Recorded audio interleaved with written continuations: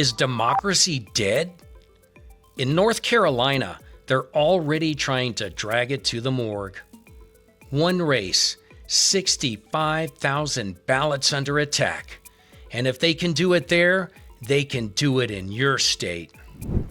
I'm Justice Allison Riggs, and I am your North Carolina Supreme Court Associate Justice. This is the person who won fair and square.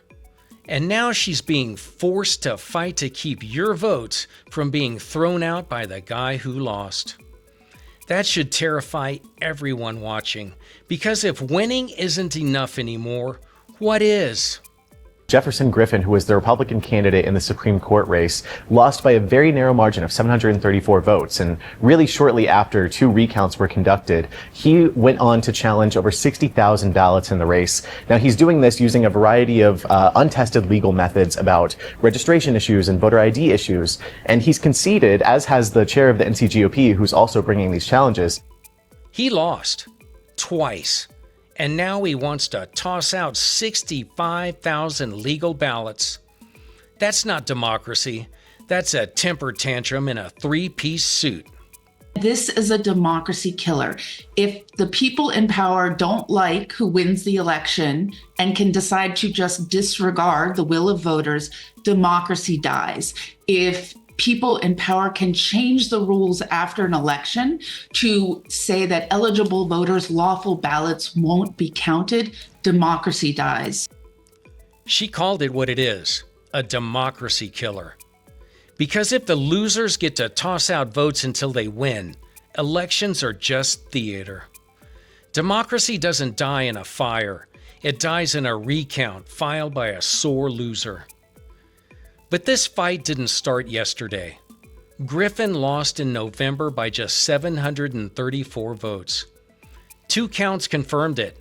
But instead of conceding, he launched a legal blitz to throw out tens of thousands of votes using sketchy, untested legal arguments. That's the democracy killer. Rewriting the results because you didn't like the outcome. It's not justice. It's rigging the scoreboard after the game is over.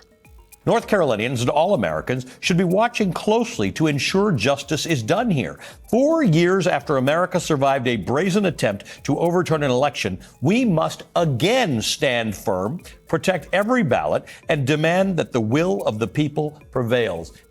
This isn't just a courtroom drama. It's a sequel to January 6th. Different tools, same goal. The New York Times said it flat out. The courts must stop this judge from stealing an election. Because if Griffin wins on a technicality, it's not just Riggs who loses. It's the people who believe their vote still meant something. When I assumed this office, I placed my hand on a Bible and took a solemn oath to maintain and defend the Constitution, not to give up when I got tired, not to give up when it got hard and expensive, and it's gotten that way. And I am certain that the people of North Carolina who elected me to keep my seat because they knew that I would put people over politics, they will not be silenced, even if this battle is extended. The 65,000 voters who my opponent wants to disenfranchise, including people who voted for him, they will not be silenced, and I will not be silenced, so help me God. An oath isn't a photo op. It's a promise to stand firm when things get ugly.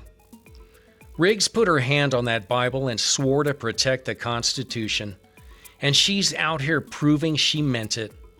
While her opponent hides behind shady lawsuits, she's defending democracy like it actually matters. That's honor. If Griffin wins his legal case, what precedent could this set for future elections? That's the question people across the political spectrum are asking right now. What does it mean if a losing candidate is able to selectively discard ballots until they're put out on top? I think that's a question that we're going to see repeated as this case goes on. It could be several more months before we get a resolution here. But people are wondering, what incentives would this create in future elections in 2026 and 2028 for any other candidate that loses by a small margin? But here's the chilling part. If Griffin pulls this off, We've just told every political loser in America that elections are optional. Why campaign when you can just delete enough votes to win? This isn't about one seat. It's the manual for how to kill democracy with a pen and a gavel. And if we don't stop it here, it's coming to your state next. Guaranteed. Let's be clear. Riggs won. Twice. Certified, counted, recounted. But Griffin and the North Carolina GOP are trying to shred 65,000 ballots to steal the seat back. That's not accountability. That's an ambush. We saw this in 2020. Trump tried to burn it down on January 6th. He failed, but he left the playbook behind. He once said he'd restore dignity, but he brought chaos. He said he'd protect the Constitution, but he inspired an attack on it. He said he respected the will of the people, but he spent 4 years trying to silence it. And now, that same Trump-style poison is infecting our local elections.